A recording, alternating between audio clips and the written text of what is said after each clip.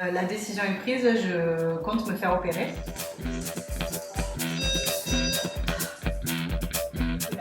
L'opération, c'est pas magique.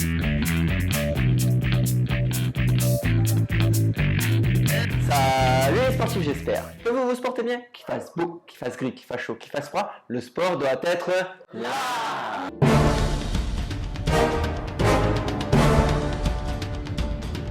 Nous voici dans un nouvel épisode de Course Changer et il y a de la nouveauté les sportifs. Qu'est-ce qui s'est passé le mois dernier? Là on est au mois de mars.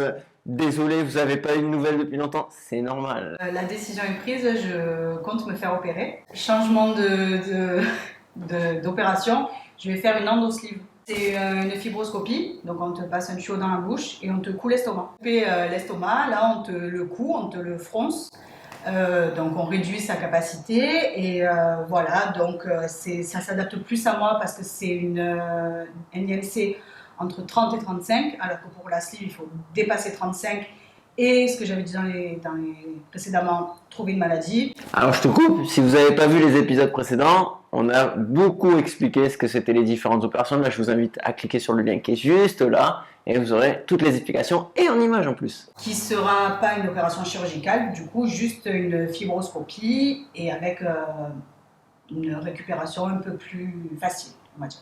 D'accord, quand tu dis facile, c'est-à-dire que tu peux vite reprendre les activités sportives. Je peux reprendre les activités sportives tranquillou. Ben, j'ai rendez-vous le 13 avril, là, donc j'en dirai plus la prochaine fois. Mais le boulot au bout de 10 jours, pas de trou sur le ventre.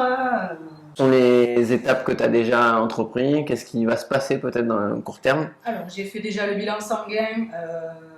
Un bilan sanguin, voilà, traditionnel. Et là, après le 13 avril, j'aurai rendez-vous, je rentre hospitalisée 3 jours.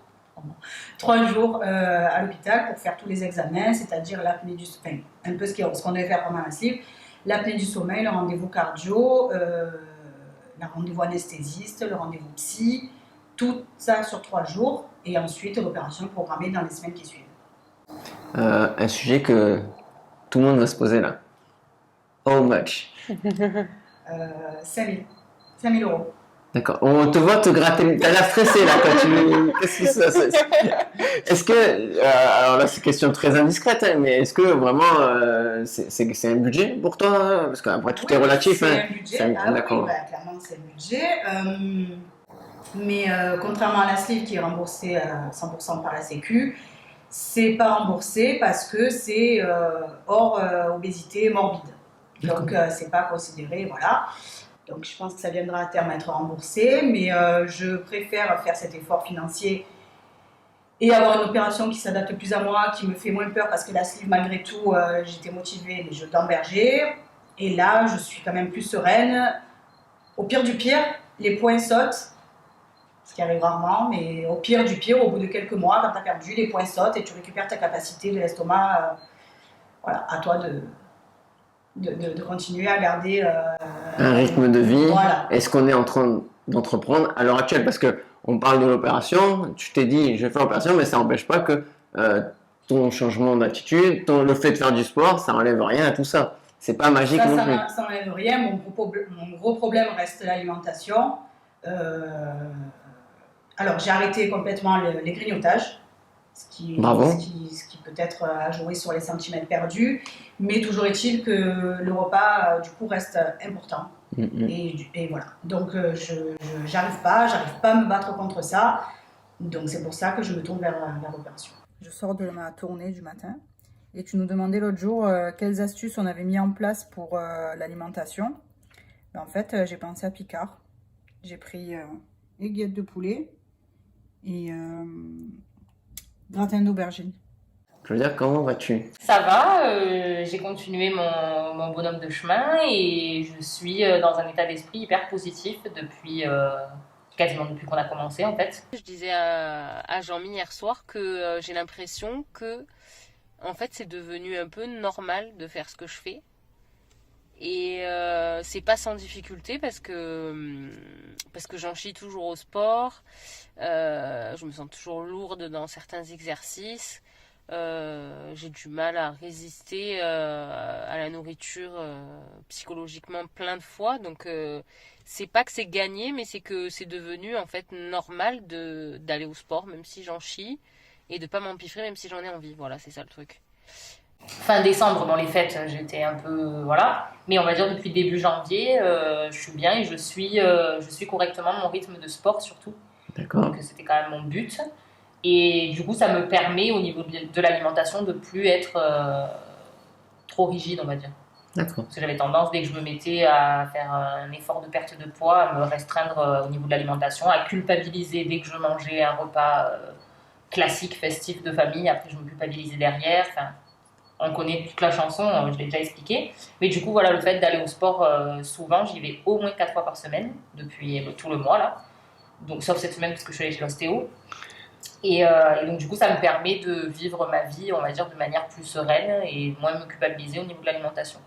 Donc voilà, et là, on en est à presque 6 kilos perdus, donc je commence à le sentir dans mes vêtements. Et du coup, ça, c'est cool. C'est motivant. Bravo. Bon, les sportifs, si vous ne suivez pas la chaîne, je vous invite à vous abonner, à liker. Ah, là, ça mérite des pouces bleus. Hein. Elles font de gros efforts. Donc, à liker cette vidéo et à mettre des commentaires d'encouragement parce que je pense que vous avez déjà répondu, vous le voyez régulièrement. Et merci pour le soutien parce que elles ont des commentaires positifs et tout le monde vous suit de très près. Que ce soit proche ou étranger, ça fait plaisir. Ouais. Donc, je ne sais pas si tu te souviens que je t'avais dit que je tenais 10 minutes sur cette machine. Je suis sur la machine patinette qui fait trop mal au cul. Je viens de rester 46 minutes sur cette machine. Et j'ai dépensé 421 calories. Et j'ai fait 18 km. Je suis trop contente. Je me tourne vers toi, Capu. Écoute, moi je suis du coup étudiante en nutrition sportive et je fais des Spartans en élite un peu partout en Europe et du coup je me reconvertis pour devenir nutritionniste pour les sportifs de haut niveau et du coup je t'ai accompagnée pour la Diagonale des Fous l'année dernière.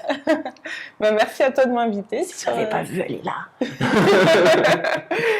Je suis ravie d'être là. Merci. Tu as vu les épisodes précédents. Est-ce que toi, comme ça, de but en blanc, tu as des premières questions par rapport à ces épisodes, justement? Une remarque, déjà bravo de vous lancer là-dedans.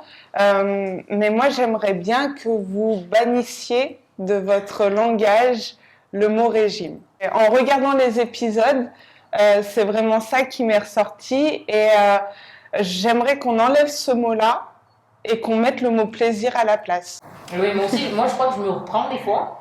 Enfin, je dis, on va Rééquilibrage. C'est ça. Mais en fait, on pense régime tout le temps. Vous verrez que moi, je tente beaucoup de vous parler beaucoup plus d'objectifs.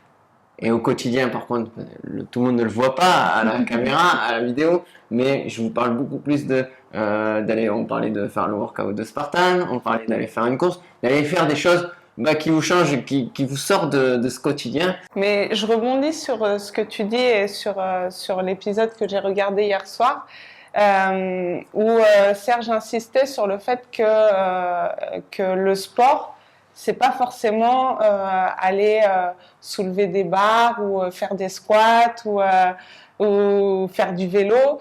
C'est aussi tout simplement aller marcher en bord de mer. Samedi matin, allez, petite balade pour pain.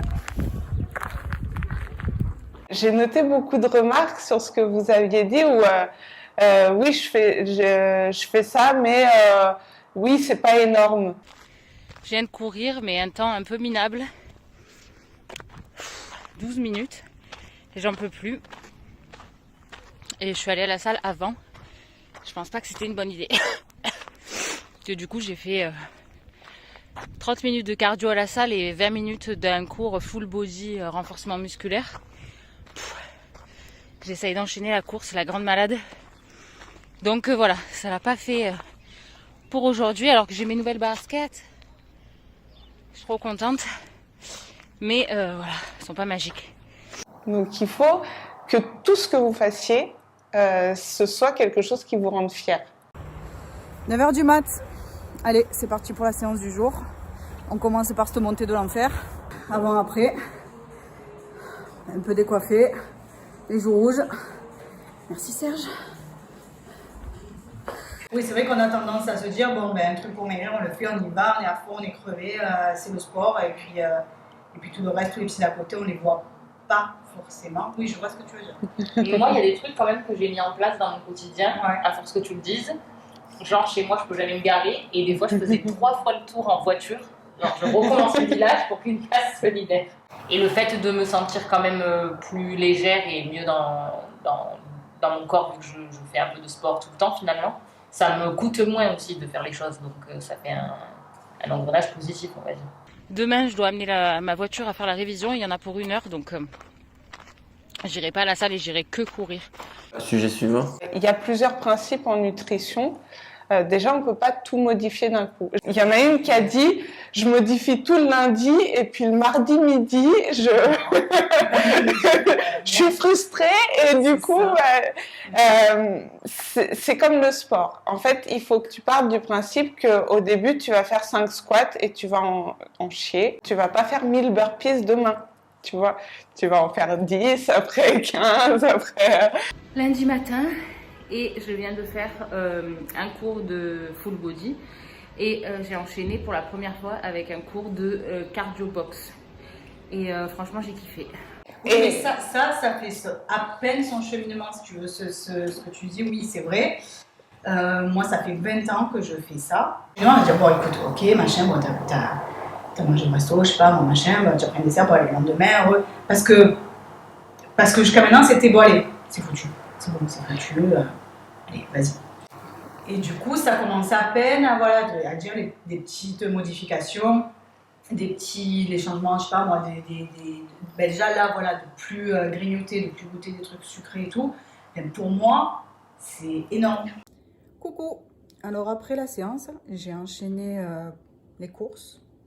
J'ai fait le plein parce que je me suis dit qu'en fait, si j'avais des trucs de près, tout coupé, tout lavé ou tout cuit, c'était quand même plus facile quand je finissais la tournée de ne pas manger n'importe quoi. Donc en fait, j'ai pris... bon, j'ai les bras qui tremblent parce que la séance, elle a fait mal. Voilà, des salades, bien des herbes, parce que j'aime bien quand les trucs ont du goût. Voilà, un potiron, des petites tomates cerises pour commencer le repas avec des crudités, du riz, la base, du basilic, des oignons, des avocats, des piments. Je me rue pas dans la première boulangerie acheter une part de pizza et que voilà, j'attende. Je sais que j'ai un truc de prêt à la maison, donc j'attends et je mange correctement, on va dire. Non, mais tu as eu un résultat là, positif, aujourd'hui. Oui, oui. Tu t'y attendais même, et tu t'y attendais peut-être même Non, pas mais finalement. Non, je m'y attendais pas parce que du coup, ce que j'ai dit tout à l'heure, les repas, je mange bien, machin, toujours mon Hello Fresh, là, c'est bien, c'est équilibré, mais du coup, j'ai faim. J'ai faim à la fin du repas et je peux pas me dire, il faudrait que, bon, allez, j'essaie de, je sais pas, boire une tisane et tout, souvent on me dit ça, je peux pas, je continue de manger. Alors oui, je grignote plus, mais du coup, mes repas sont très riches. Tu vois, je vais pas finir juste mon repas.